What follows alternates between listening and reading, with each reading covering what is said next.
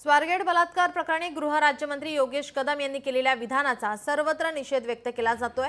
वंचित बहुजन आघाडीचे सर्वेसर्वा प्रकाश आंबेडकर यांनीही कदम यांच्या वक्तव्याचा निषेध केलाय। असं विधान करणे हे दुर्दैवी आहे। मंत्र्यांच्या अशा वक्तव्याने बळ हे आरोपीला आणि पोलीस खात्याला मिळतं असा आरोप आंबेडकर यांनी लगावलाय। अशा योगेश कदम राज्यमंत्री महाराष्ट्र शासन यांनी जे इनसेन्सिटिव्ह स्टेटमेंट केलं, असंवेदनशील वक्तव्य केलं पुण्याच्या अतिप्रसंगाच्या संदर्भात,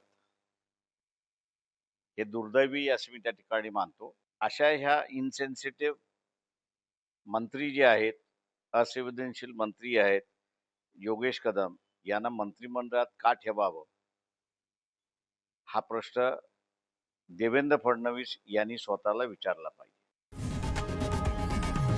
लोकशाही मराठी ऐका, पहा, जागरूक रहा।